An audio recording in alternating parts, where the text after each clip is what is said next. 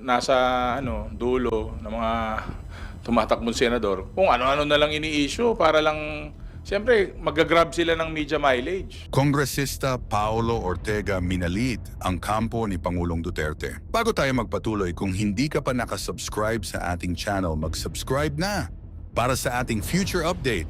Sa isang ginawang press conference ni Kongresista Paolo Ortega ay dito kanyang sinabi ang katotohanan umano na dapat tanggapin ng kampo FPRRD at sinabing kukunti lamang ang mga malalakas o may laban sa administrasyon na nasa kampo ni Pangulong Duterte. Sabi pa nito na kaya lamang sila sumisikat dahil umano sa paninira at pagdikit kay Pangulong Duterte. Aniya kung ikukumpara sa kanya ay mas mailaban pa raw ito kumpara sa mga taong pinatakbo ni FPRRD. Natawa naman ang ibang netizens sa kanyang mga sinabi dahil mismo sila ay hindi nila kilala si Kongresista Paolo Ortega. Huwag umano nitong minamaliit ang kampo ni Pangulong Duterte dahil mas hamak na malakas pa raw ito sa administrasyon kung susumahin. Ngayon nanawagan naman ang mga ito na tigilan na umano ni FPRRD ang mga pagpapakalat ng mga maling impormasyon na nagdudulot ng pagkakalito ng ibang manonood. Binansagan naman nilang fake news maker si FPRRD dahil umano sa mga pinagsasabi nito kahit wala naman raw itong matibay na ebidensya na maipapakita. Ngayon ating panoorin ang buong panayam. PRRD statement pa rin po kasi last week meron yung na-file nga ni General Torre na sedition kasi yung threat sa senador. Ngayon naman towards the administration, may nakikita na po ba tayong pattern na tingin niyo po alarming na with their campaign? I'm sure it will intensify sa kampanya kasi nga po ang contenders lang naman dun sa grupo nila is parang isa, dalawa. Yung iba, yung mga bira ng bira sa presidente, sa House of Representatives, sila yung mga number 50, number 40. Kumbaga sinasakyan nila yung kasikatan ng presidente sa kanang nagagawa niya Parang wala lang, sumasakay sila, naninira sila. Hindi naman sila umaangat sa survey.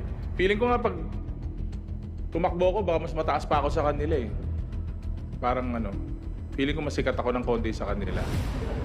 Kasi lagi na lang nilang ginagamit. Naghahanap sila ng ibabato sa house. Sinasakyan nila yung kasikatan. Kasi sumisikat ka pag gumagawa ka ng magagandang bagay. Hindi yung mga hindi magagandang bagay. Hindi kasi sikat doon. Siyempre, sasakyan yan. Ang daming achievements, ang daming ginagawa, ang daming solusyon na napoprovide. Ito namang mga nasa dulo ng mga tumatakbong senador, kung ano-ano na lang ini-issue para lang siyempre magga-grab sila ng media mileage, 'di ba? Di ba? Sasakyan natin 'to para sumikat tayo. Ang problema puro paninira naman. Plataporma kaya ilatag nila. At hindi paninira, tignan natin, baka umangat ng konti sa survey, mas maganda. Kasi ang tao, naghahanap ng resulta yan. Naghahanap ng magandang plataforma yan.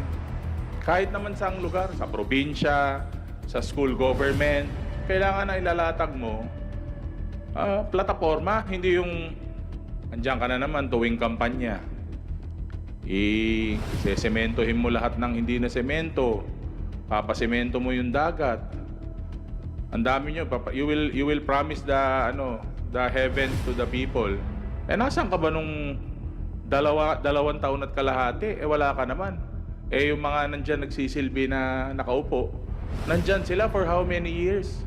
For how many months na nagsisilbi? Tapos pupunta ka dito, sasakyan mo yung issues, yun ang pangkampanya nila. Kaya kung ako sa kanila, plataforma ang ilatag nyo, wag yung paninira.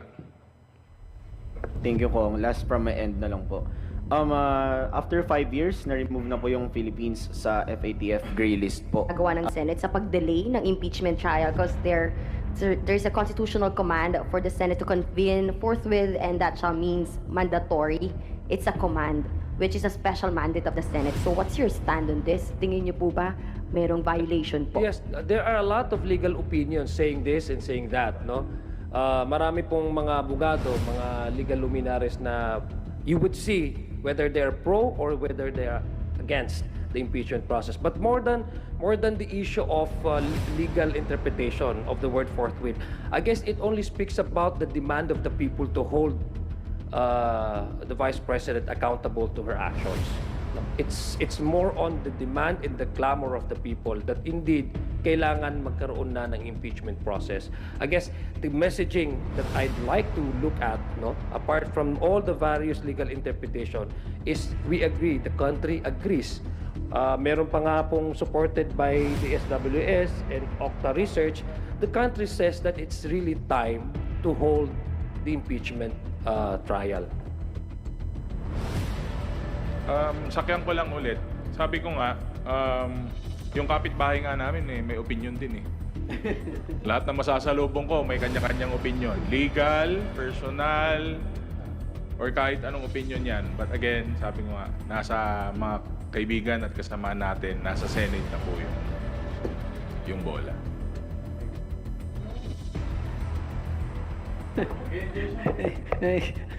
Lahat sinasagot mo na. Hindi, ano lang, ako lang kasi, forthwith nga eh. So, without delay at agad-agad, I don't understand why hindi ko talaga maintindihan bakit there's room for interpretation. Maraming excuses na pwedeng gawin, maraming magaling, gaya nga na sinabi ni Kong Pao, pati yung kapitbahay nila may opinion.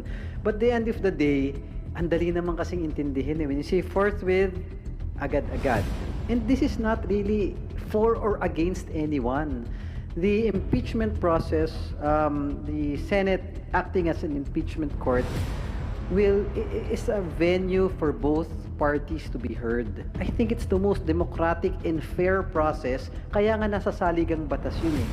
So there's no reason para harangin o siraan o gamitin pa sa politika. Let's follow our constitution at our sentido común na pag sinabing forthwith, agad-agad. Thank you, sir. Sundutin ko lang po ulit yun dun sa accusation nga po ni former President Rodrigo Duterte kay PBBM saying na, yun nga po, veering towards a dictatorship po itong admin kay PBBM. Yet his daughter, VP Sara, said in an October 2024 press con, sinabi niyang si PBBM hindi marunong maging presidente yan. Your comment po. Agawa ng Senate sa pag-delay ng impeachment trial because there's a constitutional command for the Senate to convene forthwith, and that shall means mandatory. It's a command, which is a special mandate of the Senate. So what's your stand on this? Tingin niyo po ba mayroong violation po? Yes, there are a lot of legal opinions saying this and saying that, no? Marami pong mga abogado, mga legal luminaries na you would see whether they're pro or whether they are against the impeachment process. But more than the issue of legal interpretation of the word forthwith, I guess it only speaks about the demand of the people to hold the Vice President accountable to her actions. No, it's more on the demand and the clamor of the people that indeed